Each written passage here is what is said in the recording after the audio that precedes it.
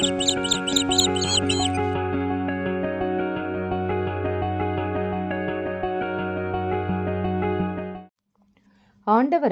இயேசு கிறிஸ்துவின் இனிய நாமத்தில் பனிமய மாதா ஜெபக்குழு சார்பாக உங்களை சந்திப்பதில் மிகுந்த மகிழ்ச்சி அடைகின்றேன்.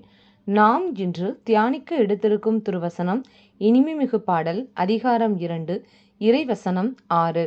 இடக்கையால் அவர் என் தலையை தாங்கிக் கொள்வார், வலக்கையால் அவர் என்னை தழுவிக் கொள்வார்.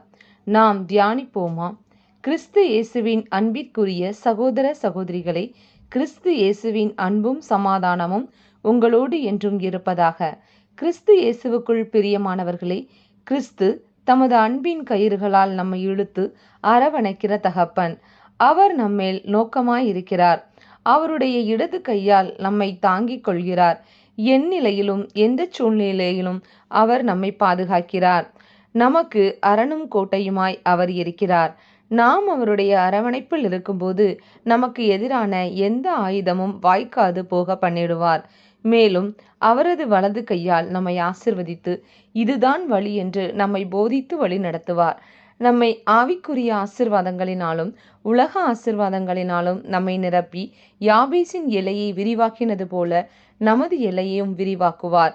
ஆம் பிரியமானவர்களே, அன்று இஸ்ரேல் மக்கள் ஆண்டவருக்கு எதிராக பாவம் செய்த போதிலும் கூட தகப்பன் என்ற முறையில் தண்டித்து திருத்தினாரே தவிர அவருடைய அன்பு ஒரு நாளும் குறையவில்லை. ஏனெனில் இஸ்ரவேலை ஆசிர்வதிப்பதே என் விருப்பம் என்றுரைத்து இன்று வரை அவர் ஆசிர்வதித்து கொண்டேதான் இருக்கிறார். ஆம், நம் தேவன் நேற்றும் இன்றும் என்றும் மாறாதவராய் இருக்கிறார்.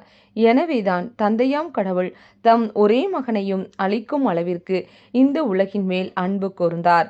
இன்றும் தமது வார்த்தையில் நம்மை ஆற்றி தேற்றுகிறார். அவருடைய இரட்சிப்பின் நிமித்தம் நாம் பரலோக வீட்டை சொந்தமாக்கி கொள்ளும் திறவுகோல்களையும் நம்மிடமே கொடுத்துள்ளார். ஆம், அவருடைய அன்பிற்கு ஆழ அகல உயரம் கிடையாது. எனவே நாம் அவரில் அன்பு கூர்ந்து அவரது உறவில் நிலைத்திருந்து அவருடைய பிரசன்னத்தில் வாழ்ந்திருப்போம். நாம் ஜெபிப்போமா? எங்களை அளவுக்கு அதிகமாய் நேசிக்கின்ற எங்கள் அன்பின் பரலோக பிதாவே, இந்த நாளுக்காக நன்றி செலுத்துகிறோம். உமது இடது கை என் தலையை தாங்குவதற்காகவும் உமது வலது கை என்னை அணைத்துக் கொள்வதற்காகவும் நன்றி இயேசுவே. உமது அன்பில் நாங்கள் என்றும் களிகூறவும் உமது போதனையின்படி நாங்கள் வாழக்கூடிய கிருபையை எங்களுக்கு தந்தருள்வீராக. நாங்கள் ஆவியோடும் உண்மையோடும் உம்மை தொழுது கொள்ளக்கூடிய தகுதியை எங்களுக்குள் நீர் வழங்குவீராக. இந்த எளிய ஜெபத்தை இயேசு கிறிஸ்துவின் அதி உன்னத நாமத்தில் ஒப்புக்கொடுத்து ஜெபிக்கிறோம் எங்கள் நல்ல பிதாவே, ஆமேன். இந்த நாள் எங்களை பிரகாசிப்பிக்கிற நாளாக அமையட்டும். Praise the Lord.